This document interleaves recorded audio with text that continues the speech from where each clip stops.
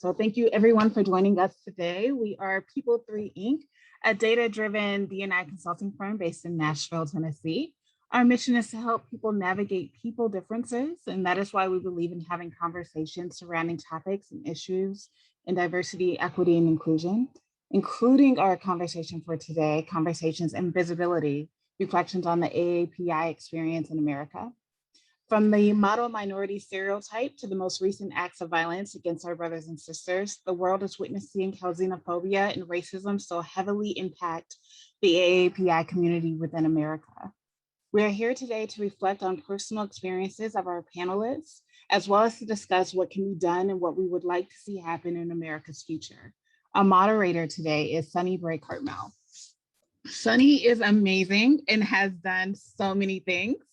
She is the founder and CEO of Catalyst Collective, a consultancy equipping organizations with tools for better outcomes, greater impact, and increased revenue growth. She has been invoking positive change for over 15 years and has built her career around relationships and impact, specializing in launching and growing businesses into new markets. She's led for-profit companies and nonprofit organizations, making great strides in both. Last year, Sunny was named to the All-Star Board by Nashville Post Magazine. The Nashville Business Journal recently named her a 2021 40 Under 40 winner. She became a mother for the first time and continued her contribution to the community. Isn't she incredible? She serves as the Director of Marketing for Women in Technology of Tennessee, an advisory board member for the Women's Fund, and a member of Brain Trust, The Table, and the Rotary Club of Nashville. Her past board service includes Agape Animal Rescue, Special Olympics Youth Program. She is an alumni of both Young Leaders Council alumni and Nashville Emerging Leaders. We are so excited to have her moderate this discussion. So Sunny, I will turn it over to you.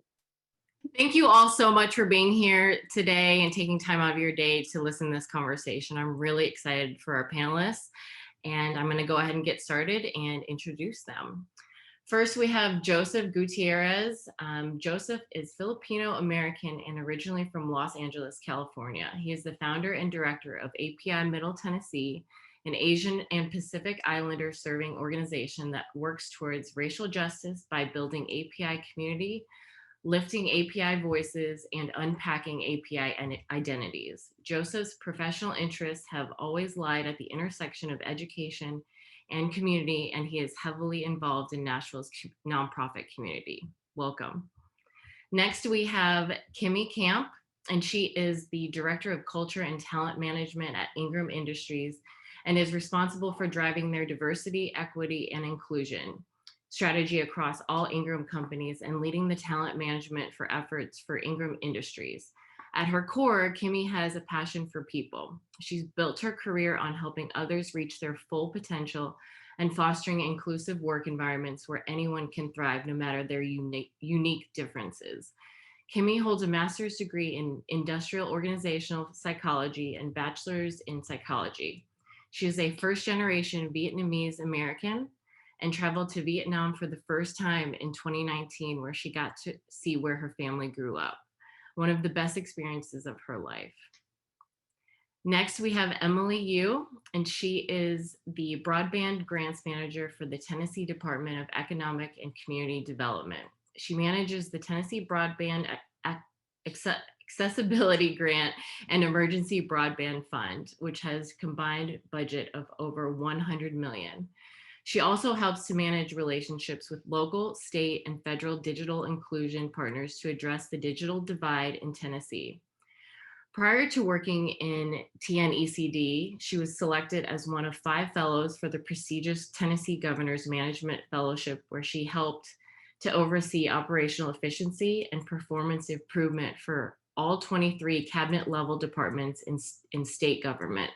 Emily is a proud Korean American from Chattanooga, Tennessee, and an alumna of Vanderbilt University and a recent graduate of the 2021 cohort of Nashville Emerging Leaders.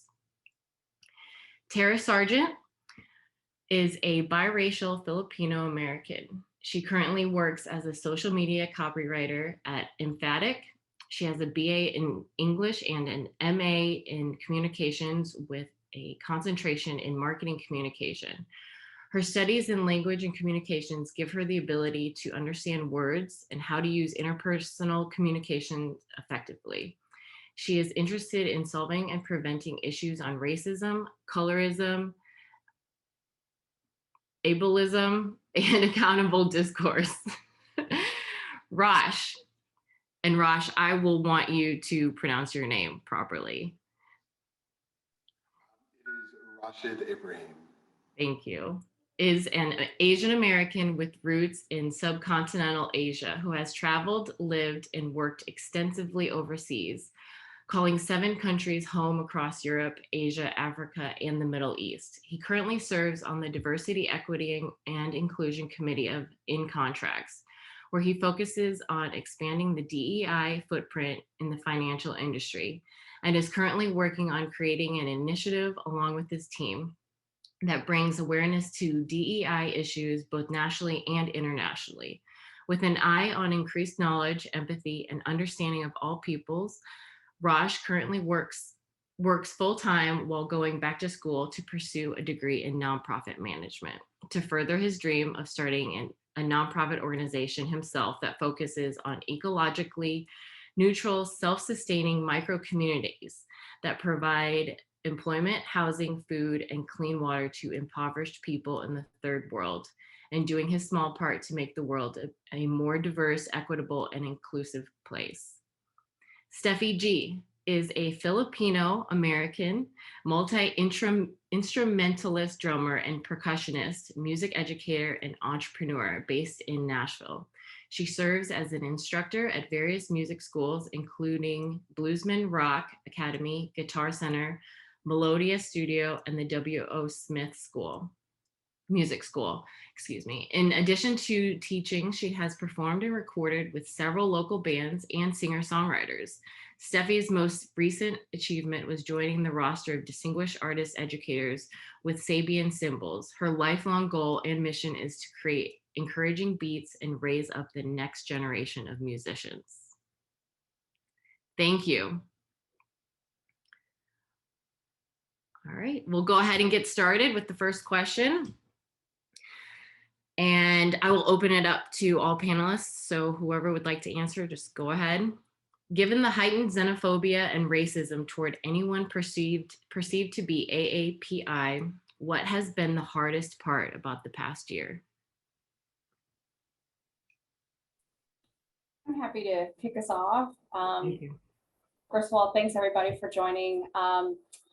I think for me, and this is my experience, so maybe some will relate,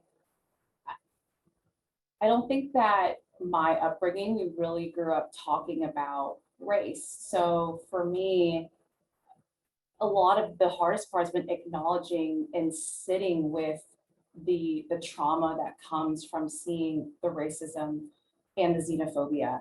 I remember the morning after hearing about the shooting and just still sleeping over it and dealing with, how am I wrestling with my feelings? There was a lot of denying that reality at first, of thinking like, these are just one-off events, like this isn't really as big of an issue as it seems it's going to be. But then after, of course, the shooting in Atlanta, which there's just a deeper sense of gravity and weight behind what was happening, and clear, blatant racism tied to it. It was really difficult to know how to manage those emotions, but they all just naturally came out, and not even knowing what am I feeling, what am I experiencing, and not really understanding how to acknowledge that racism. So I think for me, it's been really dealing with acknowledging that trauma and knowing how to navigate that. And that's been a huge, even just personal journey of having to learn that, because I feel like a lot of Asian families don't talk about race, they don't talk about discrimination, and that's created some downturn effects into adulthood. I think I totally have to agree with you, Kimmy. The Atlanta shooting, I think, just was an awakening moment for a lot of people, and that probably was the hardest part of this past year. You see all these crimes going, but that was really the height of it. And going along with that, what you were saying about not really talking, I think the media narrative that went along with it is in line with what history has kind of done and diminishing the AAPI experience. You know, a lot of media outlets didn't want to rush to say, you know, that race was the motivator, and there was the mispronunciation of names. So it's part of a larger trend of self-denial, both by the media and outside influences, and also us doing it in ourselves. So I think as AAPI individuals, we're stuck in kind of a gray area where you can be white adjacent. And I think some, and of course, not all AAPI is a monolith, but some groups within AAPI get to experience these facets of white privilege, but also on the other end, being a person of color, and all of that going to say that I think it leads to a history being ignored and invisible when it comes to these conversations about race and prejudice. Yeah, Emily, I think that's a phenomenal point, especially when it comes to the idea of passing, which is something that me and my group have discussed quite a lot, especially looking like I do, but having a very strong Asian identity. Most of my cultural being is tied up in that side of my life. And when people see me, that's not something that they would automatically associate with, someone who, is white, someone who, otherwise is what they might expect one of themselves to be, as opposed to being that unknowable other. And, it really does create this very interesting dichotomy that we have to face as AAPI individuals, just walking that tightrope, walking that line between this is who I am, but this is what everyone expects me to be, and finding ways of really, celebrating your own Asianness, whatever that might be, I think falls by the wayside when people are walking that tightrope.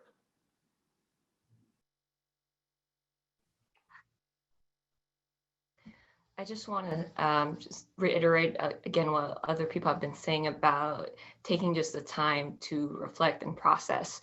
And I think, at least for me, this was something that I haven't really had the opportunity to sit with and process throughout my life. I grew up in a predominantly Asian community with different ethnicities and different races, and it was never as much of an issue as it was growing up. I think sometimes we'd hear comments or we'd hear some news articles, but I think in the last year, just being inundated with so much information and so many articles left and right of this happening. And that's, at least for me, I've never been exposed to reading so much information about this and hearing about it all the time. And so it was, for me, is very eye-opening.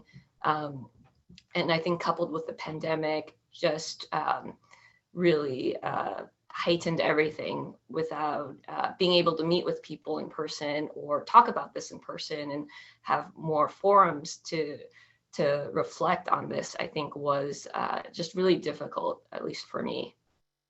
Yeah, I think the term hate crime in of itself is just kind of like, it decenters kind of the experience just a little bit, right? Because like, the shootings have centered like our experience in a very real way, just because the events were so violent, but that kind of belittles just the kind of everyday racism that you see in like microaggressions, like even things like Asian Americans are one of the most like, they're passed up on managerial positions in the professional sector all the time. Like that's like documented by Stanford. So like there's all these other kinds of racisms that we face, and just like general violence that we feel that doesn't escalate to the nature of a hate crime. And the word hate crime itself, that's like something that law enforcement uses. So, it's something else to consider, like we might perceive something as a hate crime and law enforcement doesn't. So that's something else to also recognize with that word. I definitely agree with all that you guys have been saying. But I think that, in this time of heightened racism, specifically against Asians, of course, this is definitely the first time I've experienced like violent or very harsh reasons for being Asian. I'm half Black and half Filipino, and I had no idea that, it would ever come to this on my Asian side. So my dad has always prepared me, you know, when you call the police, sound a certain type of way so that they'll come quicker. But my mom has never prepared me to be Asian in the outside world. And during this time, it's like, I guess because people are looking for us, they're just picking it out. When I traveled last year for my grandfather's funeral, I didn't want to go on the plane. I really didn't want to go. I didn't have a mask because they were shortened, or they weren't available at the time. So I had a scarf over my face and everything. But that didn't stop me and my mom from being stopped in the airport for being Asian. We were being questioned, like, where were we from? And if it weren't for my sorority jacket, I'm part of a historically Black sorority, they would have kept questioning me. Once someone noticed my sorority jacket, they're like, "Oh, you're part of a Black sorority." I was like, "Yes, I'm half Black." And then I was immediately stopped being searched. All my items stopped being searched. Like, "Okay, you're fine."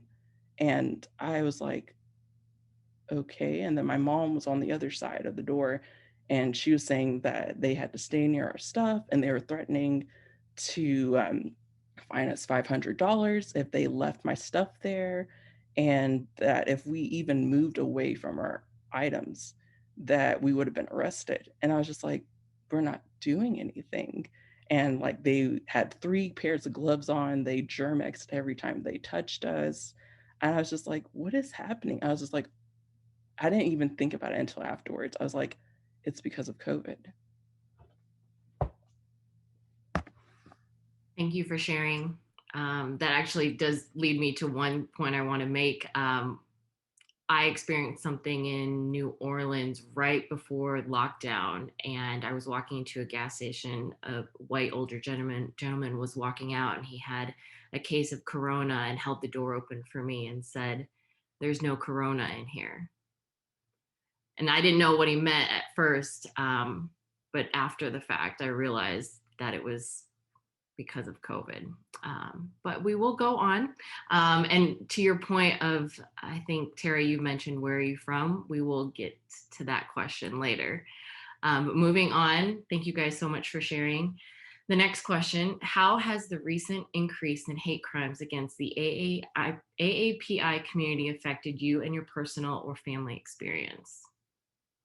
Joseph, will you take this? Yes. Yeah. Just I'm thinking about the work that API Middle Tennessee does. So our organization is working towards racial justice by building community, unpacking identities, and lifting voices. But I think the Atlanta shootings added this layer of safety to this, and I think that's something really important to consider. Just my wife questions now, and you're just walking down the street, so that's something added to this layer. And I think there's anti-Asian legislation that kind of just got passed like a week or 2 weeks ago. I think we really need to recognize that, that just puts more power in law enforcement's hands in determining if something is a hate crime. And I think one of the key issues to that is just, thinking that, if someone is assaulted on the street and the assaulter says China virus or some other derogatory term, the law enforcement might not even recognize that that's a slur. It's like there's this issue of perception and just like, recognizing that there's still a lot more work to be done. And a lot of it really does have to tie to our safety. So it's just something else that's a little bit more critical in thinking about, why we need community here, why we need to be connected, just so we know what's happening to each other. That's a really great point, Joseph. And one thing that I've been thinking about is how, as an Asian community, I think oftentimes there's division within our own community of just as different ethnic backgrounds, our ethnicities, and our heritage. And unfortunately, what's been happening has created a sense of unity for us because we're experiencing this really terrible thing together. And so it's been a really interesting dynamic of having to deal with racism, which has been going on for a very long time. It's just further spotlighted because of the pandemic, because of COVID and what's been going on. It's much more publicized. But as what I think to your point of just how this also becomes an opportunity for not just the Asian community collectively to rally together and actually be able to advocate for our community and for ourselves, which I know can tend to be uncomfortable for our community. I know even for me, sometimes it's uncomfortable to be my own advocate when it comes to race relations, but then also bringing in other people into that conversation and a part of the community of advocating.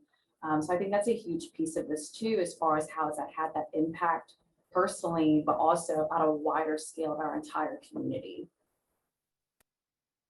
Yeah, Kimmy, that is a phenomenal point. And, you know, speaking to that, I think that, you know, very similar to the African diaspora, if one looks at the Asian diaspora, you know, people of very, very diverse backgrounds all kind of got shunted into, you know, Chinatown. And that became their identity as just part of this neighborhood, as part of this thing, when they really didn't have the recourse to create their own community within. And I think that is something that has really, really colored other people's perceptions of Asians in America. And, you know, speaking from, you know, as both an Asian American and as a Muslim American, I know a couple of you guys said that you hadn't really experienced that up until a certain point. I'm from New York originally, you know, and happened to see 9/11 when it happened. And yeah, no, there was a huge amount of racism at that time. And it was very interesting. Well, it's very interesting as an adult. It wasn't so interesting back then, to take a look back and try to, you know, decipher what was because of me being Asian, me being brown, was it my name, or was it my religious identity? Which I think is something that, you know, people don't take into account when they do look at these, you know, communities where Asian Americans tend to gather. You know, for example, Jackson Heights, Queens in New York, it is an Asian community, but it is Pakistani, Bangladeshi, Indian, and people just think, oh, it's just the brown part of town. And I think that, you know, one thing that I would love to see is speaking to our own unique individual backgrounds and heritages and just refusing to be called Asian. You know, we are more than that label. Yeah, I want to actually highlight a geographic difference to the way Asian Pacific Islander identity gets constructed there. Because, you know, I oftentimes think on the coastal cities where, you know, Asian American Pacific Islander populations are a lot larger. A lot of the discussion is around disaggregation, right? So like on a form, instead of you type like selecting Asian, it would say like, it'd break it down specifically, like Korean, Filipino, all these different ones. One of the harder parts here about organizing in the South is that to do so would make us statistically irrelevant. And I think it's just an important recognition, you know, here in Tennessee, just kind of what that looks like when you're at 3.5% of the population of the state, a lot less in rural counties. So just thinking about what that means. But I think there's definitely more nuance, right? Because that's something here, particularly an issue in the South. Yeah, that's a really good point. I didn't actually consider the you know, the relative amount of Asians in rural areas versus cities. It's definitely something to think about. I mean, that's a very good point. Thank you. Thank you very much.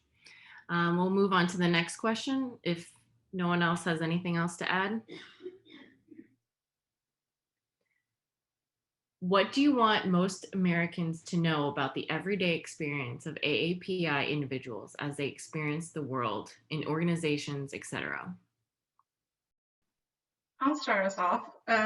So there's this Korean cultural concept called Han, and I don't think it's necessarily exclusive to just Koreans. I think it can apply to any group that has experienced colonization, but essentially what it means is, you know, a general feeling of sorrow, whether that is because of a loss of identity or collective trauma in the face of oppression.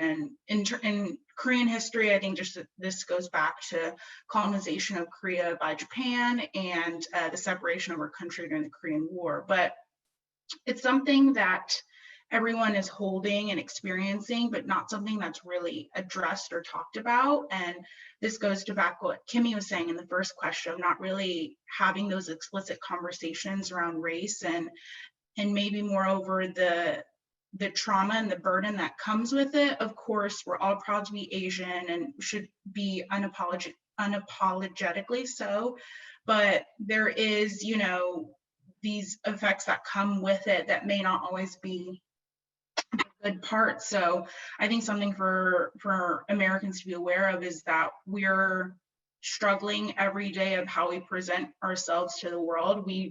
We've touched on a bunch of different gray areas that we all experience, and so not keeping us in that one box or that one mold, and really being sure to have that space and make the space for us to take up that space, whether that's in leadership organizations or just by even just expressing our emotions. I think that right there could be a great start. So I'm really excited and thankful for representation lately in some of those not as common areas. We got Steffi G here with the drums in the background. She's killing it. She's doing great with that.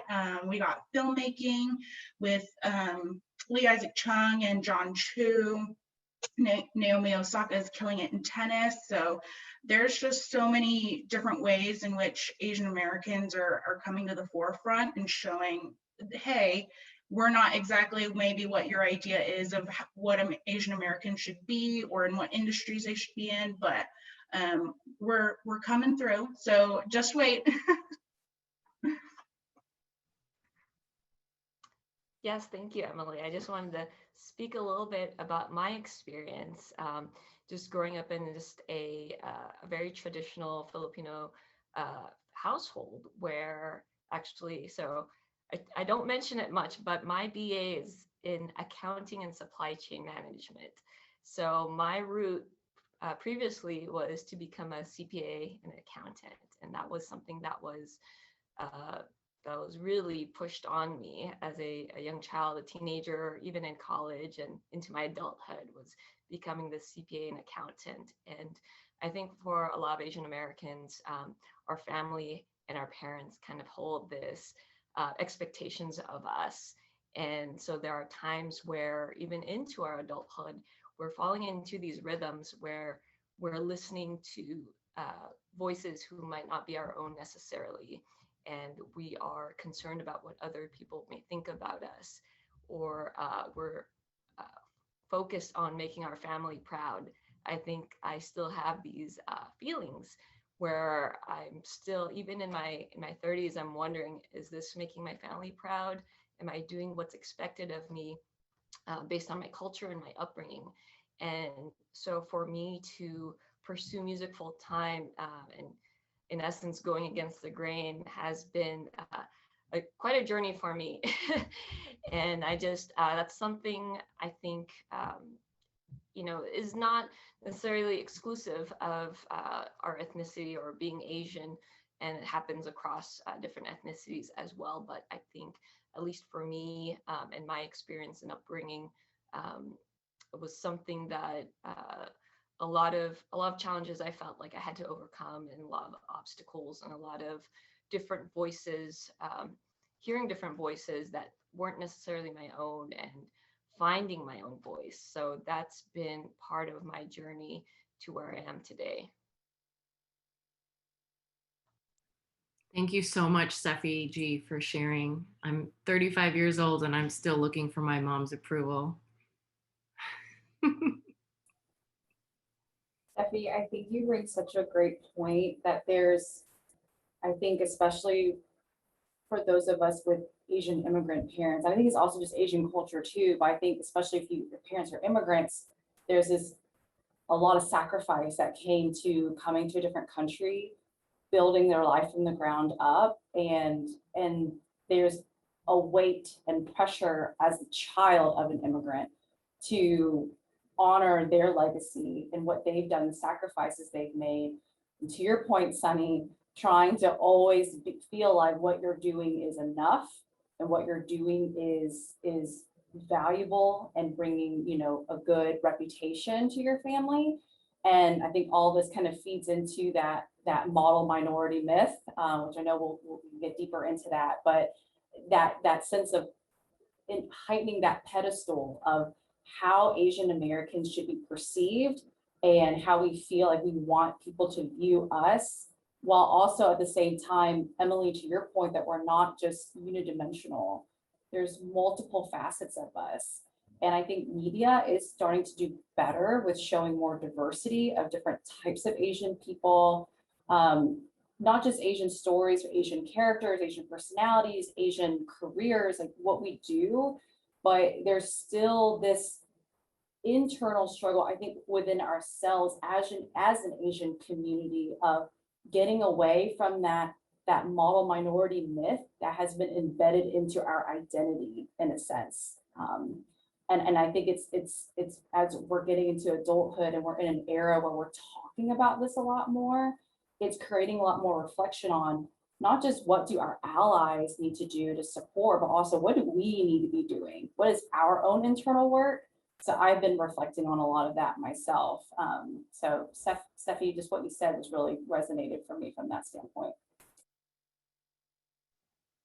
Yeah, I think that's something that resonates with a lot of Asian Americans.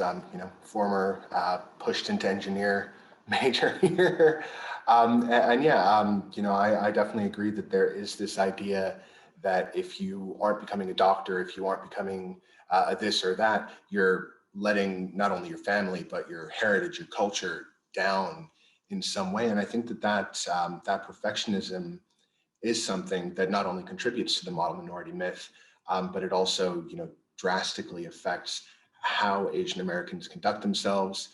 You know, I believe most recently, Asian Americans were the least likely to, you know, have a loan declined. Again, going back to that model minority idea.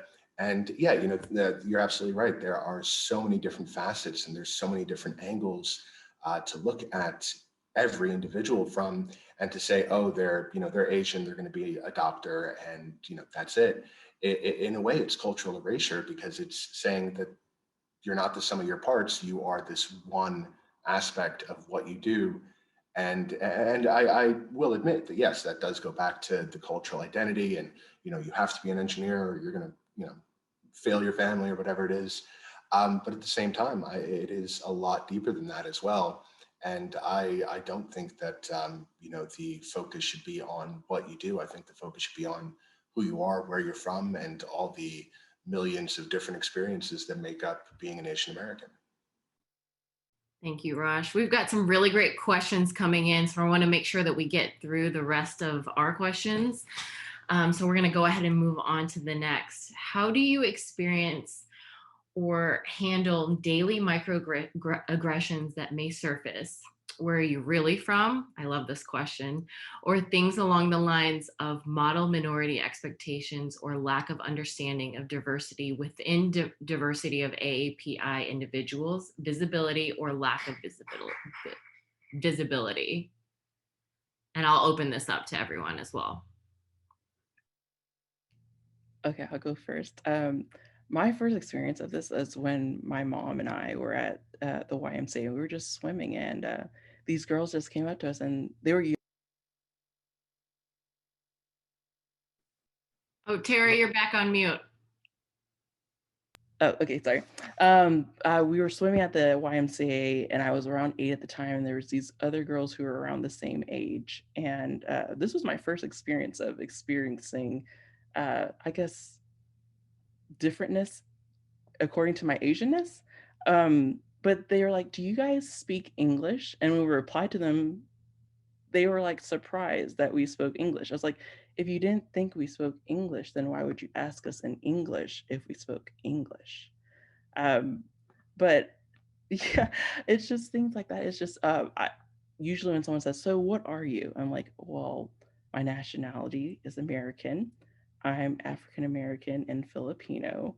And I think a lot has changed now since we have more Disney movies like Moana and Mulan, sorry. And they're like, so are you Moana Asian or like Mulan Asian? I'm just like, both, because my ancestry is kind of complicated, but like both. Yes, both. I've never heard it phrased that way, but Moana is my jam, so I'm going to start using that.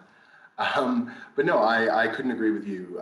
Agree with you more. You know, I have faced both overt aggression and these more passive microaggressions, and the micro aspect. It's something as simple as I used to live and work out in Utah, and I got called terrorist. I got called this and that, and I even had one of my bosses say, I just started with this company as an account manager, and I was, having a little bit of trouble ramping up. And my boss, my manager, comes to me and he says, "Hey, maybe if you changed your name in your email signature, you'd have more luck." And I said, "Well, I'm proud of my culture. I'm proud of my heritage. I get a little tired of being called Rashad or Rashid all the time, and that's why I go by Rosh." And he goes, "Oh, I thought that was a stage name." And to this day, I have no idea what that means. But at the same time, who looks at someone's name as they're telling you how proud they are of their culture and that they were named after their grandfather and says, "Oh, I thought it was a stage name." And it's little things like that where people literally don't understand the effect of what they're saying, because they don't understand how a very simple statement might affect someone's understanding of themselves, understanding of their culture, and how they will react to that. I'm happy to share a scenario. So one strange thing that I think has been kind of a reoccurring theme ever since I can date as far as back as high school is people using my race, Asian, as like a characteristic in which draws me to them. So comments I've always heard throughout high school: "You're my favorite Asian, you're the best Asian." And I kid you not, just 3 weeks ago, I was out for dinner with some friends, and this person, I didn't know them very well, but this person came up to me, that was a part of the group, that said, you're just so cute. I just love you. You're just so cute and so Asian, and you're just so sweet. I just love you." And I don't think this person meant any ill will behind that, but we have to ask ourselves, why is that a common thread that many Asians experience and that they hear, right? Because that goes back to several different things. One piece of it being related to this over admiration around, like, you hear people talk about like Asian babies are so cute and Asian people are so cute. Then you talk about things related to masculinity and Asian men and not being seen as masculine enough or manly enough. And then you have the hypersexualization of Asian women. And that these little small things tie into this narrative that has led us to where we are today, where in Atlanta, these spa sexual, these spa workers and these businesses are getting attacked. And it's something that's small, but it leads to a bigger narrative on a huge stereotype that we need to abolish. So where I have found myself with dealing with comments like that, and I think even though they are microaggressions, most times people don't realize what they're saying. I find myself now just simply asking, what do you mean by that? Tell me more about what's your intent behind that comment? And if it's the right time and space, allowing that being an opportunity to have that conversation of education, especially when someone isn't trying to be malicious, but just know that there are ramifications for small comments like that. And there's a root behind why people feel the need to make comments. I don't go up to my white friends and say, "You're my favorite Caucasian. I love how white you are. You're so cute." I'm pretty sure all my white friends would look at me like I'm crazy. So, that's just always been just a strange thing. But it adds to such a bigger picture of the scope of what type of racism we deal with. I think my experience has been similar to Tara's also, and my outlook and what I say. And if someone asks me, where am I from, or what are you? Usually I do take a step back and kind of take a standpoint of kind of an observational standpoint. Okay, where is this person coming from? What's the intent? What's the tone behind that? Because sometimes these people who are asking these questions don't have that sort of emotional intelligence, right? They don't have that language. Maybe this is the language that they were raised in, they grew up with generationally. And so that's what they heard from their parents, they heard from their parents. And so a lot of the times, or depending on the situation, I will say, well, I was born and raised in California, and my parents are from the Philippines. And so that's how I'll word it, because I do want to take it as an educational opportunity and be gracious and just give them the benefit of the doubt that maybe they are cities where if I say, well, my parents are from the Philippines, then they're aware, okay, there may be other countries out there that if they have a middle school education, they're not aware of. And I know that's an extreme situation that might be happening, but it could be what is the truth there. And some of the community service and volunteer projects I've been associated with, where we're in these low income neighborhoods, and I get asked this question. So I don't necessarily always see it as a malicious or a bad intent question, but I want to approach it from a, well, maybe this person is curious and there's some innocence behind that, and I want to take this opportunity to be gracious to them and share what my nationality is, which is American, and share where my parents are from. And hopefully plant those seeds of, okay, my previous question was a little bit different, but now she explained it in this way, and now I'm more aware. So I think that's been my experience, and that's really how I try to approach situations like that. Thank you both so much. Those were great examples. Thank you for sharing. I'm going to move on to the next question. Can you think of a time that an ally or advocate really stood in the gap for you, and can you share that experience? What can allies actively do right now to support the AAPI community and stand against hate crimes?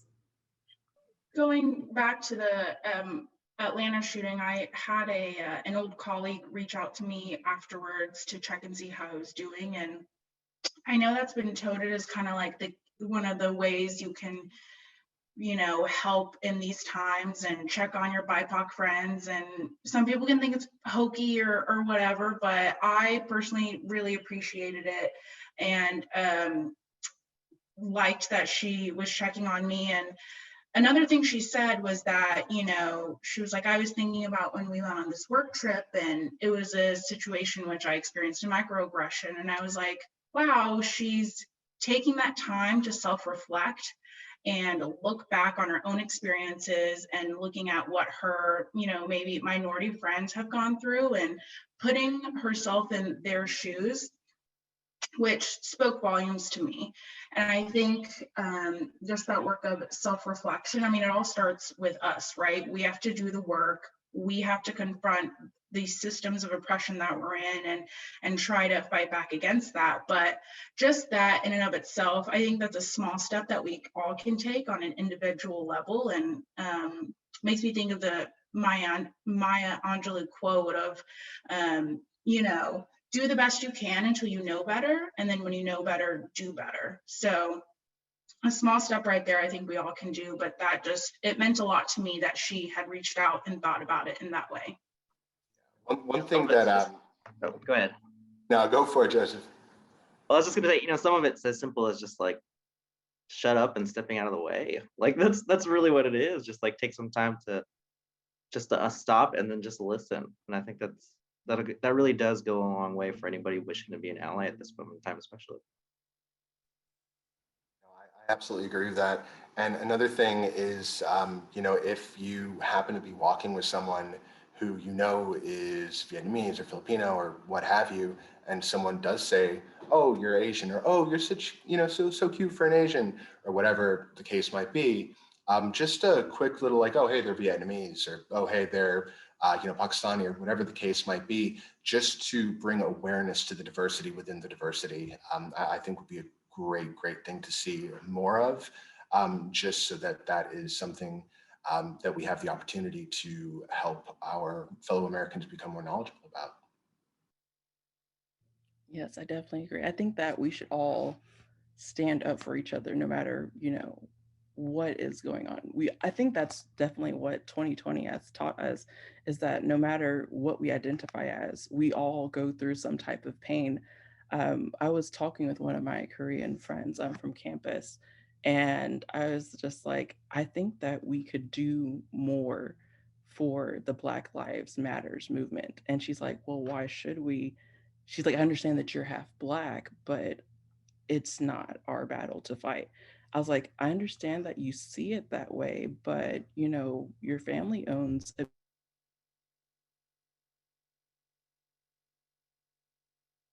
that grand reopening sign that you had up for 6 months, and you could put Black Lives Matter. I mean, you're not going to lose your customers for doing that. And this is really a time that we need to be unified and defending everyone. Absolutely, Tara. That's one of the things that I'm so glad you said that, because obviously individually we could all be educating ourselves, learning more about Asian history, learning more about cultures, the stories of our experiences. But with that education, leveraging that and putting that into power, mobilizing that, and that involves getting others involved. Like, it's great that we have this panel together to speak about this, but getting rid of racism cannot happen if only people of color are doing it, or only if Asian people are doing it, or Black people are doing it. Everybody has to be collectively in the conversation. And I would even challenge that even further to say that is even more critical when, in your scenario, Tara, where, well, why does it apply to us? Why do we need to be talking about Black Lives Matter or Asian, or as a white family having conversations at the dinner table about race and talking about that? That is extremely powerful, because when you're able to get to a point to have a productive conversation about something that doesn't apply to you, that really creates some healthy dialogue to better understand the experiences that people have. So I think it's going further to really educating others and bringing others into the conversation. And then the last piece is also investing your dollars. How are you investing your time and your money? And I know that after this pandemic, a lot of businesses really hit a huge financial loss from the pandemic. However, 90% of small Asian American businesses had a significant decline in revenue last year, which is much higher than other racial and ethnic groups. So that's another way you can really be there as an ally, is to support some of the Asian-owned businesses in their community. Thank you so much, Kimmy. All right, we're going to move on to the last question, and then we'll open it up to the audience for Q&A. What do you think needs to happen via policy and organizations, or greater awareness moving forward, to improve the lives of AAPI Americans? I think one notion that I think people are already alluding to in sort of just interpersonal kind of relations, but I think, solidarity, and that, that notion needs to really guide us forward in terms of policy and social action. And I think one of the ways to do that is really for any sort of policy or nonprofit organizations or government entities trying to do work, they really need to include Asian American Pacific Islander voices in sort of the construction of policy and practice.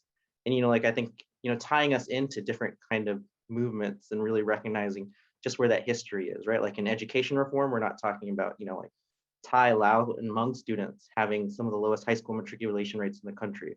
In sort of resistance and labor, we're not thinking about, how Filipino migrant workers were stood in solidarity with Cesar Chavez in the Delano grape strikes. And then there's a lot more tying to that, just like, labor, I think, is one of the major ways we can really think about that, because Asian American and Pacific Islanders occupy like the full spectrum of work, right? So you have like farm workers, you have nurses, but then you also have like a heavy representation in the professional sector. So I think there's just a lot to really thinking about. And one thing I actually do want to call notice to you is like Professor Alan Hu in Knoxville is currently facing trial right now for espionage because he didn't declare a conflict of interest with an institution in China, right? So there's anti-Asian rhetoric in higher education institutions to this very day. So I think labor is one of the really key points we can have leverage upon going forward. On that point about higher education, I would love to see just more Asian studies programs in general, and then an increased investment in those when it comes to academia. I think a lot of universities have some semblance of an Asian studies program, but it really touches so many different fields of study: history, anthropology, sociology, diaspora studies. So really making sure you're kind of, putting, a lot of universities, again, have put out statements about the recent hate crimes against AAPI, but are you putting your money where your mouth is? Are you supporting these programs as much as you say you do? And I think it all just goes to preserving the rich history and culture of AAPI, as well as, investing in the future of it. I think I want to speak to nonprofits and also religious institutions. If anyone from the audience goes to a church, for example, that does mission work or volunteer work overseas, I think it's to know if what the mission work or the volunteer work is actually empowering these individuals overseas as well, in these Asian communities. And I think so often we go abroad. A lot of these American nonprofits and religious institutions will go abroad in hopes of helping certain issues or preventing certain crimes from happening. And that's not to say that there are some nonprofits out there that are doing great work in preventing human trafficking and building schools and orphanages. However, I think there's a book that was written called When Helping Hurts. And so when some of these nonprofits and these religious institutions are removed from the community that they're helping or the people that they're serving, a lot of the work that they're doing is actually hurting these communities. And I think that's something that we need to be aware of. If you're donating to these nonprofits, or if you're spending money and donating to churches that are funding these programs, it's important to ask these questions if they are empowering the people in the communities, if they're paying fair wages, if they're employing people in those communities, if they have people on their staff or in their board from these communities. I think so often we have just very American, very white staff members that are just going into these countries without knowing any background or having any insight. And that can actually be detrimental to these countries that they're serving. Thank you, Steffi G. We've got a few questions from the Q&A. I'm gonna get started. First question is from Jacqueline Hayes. I think it was Emily that had stated, she said, regarding what was meant by white adjacent.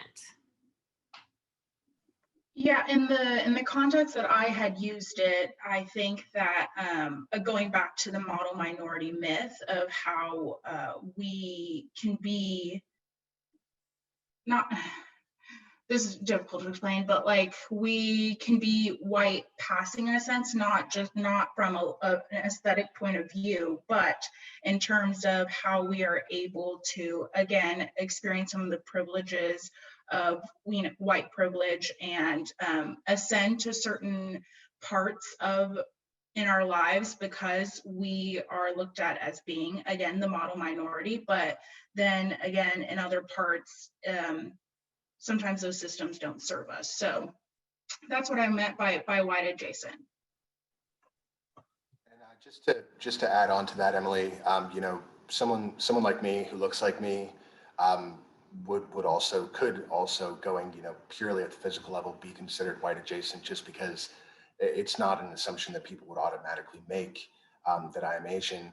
But also, you know, what she said about, you know, culturally having that almost this expectation where the idea of the model minority isn't in celebration of your Asianness, it's in celebration of how closely you collude with the idea of whiteness and, you know, the American dream. And, you know, I know we're kind of running up against the clock here, but yeah, you know, when you say white adjacent, it's, are these guys doing everything to make themselves, you know, the happy white family, the white picket fence, the golden retriever. And if you see, you know, an Asian American with all of that, you're like, oh, they've made it. But why does that have any bearing on what our culture says is success, is happiness, is anything, as opposed to just following the white example? It's how much you can assimilate to the standard of whiteness. I also think it's also important to acknowledge and recognize that during the civil rights movement, it wasn't just about Blacks and whites, it was about women's rights and it was about Asians' rights, and Hispanics as well.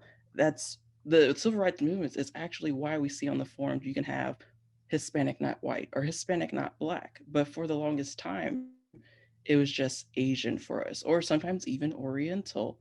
And Asians at the time who were protesting, they tried to categorize as white because of Caucasians or European descent identifying as Caucasian when the Caucasus Mountains, you know, are in Asia. But because of that myth and an overriding history, they took the Caucasus Mountains and termed themselves Caucasians. So some of the Asians like, well, our people are from this region, so can we also classify as Caucasian so we can get on some of these on paper benefits?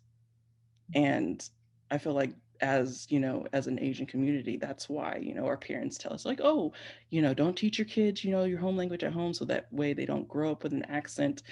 We were trying to get those privileges that we knew we were going to be denied for being not white.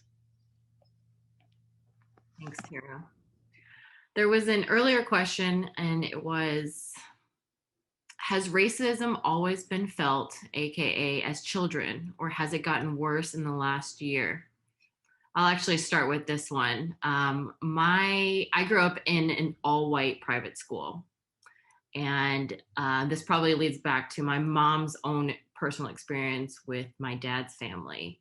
So I grew up basically on guard of, be careful, you look different, people would treat you differently.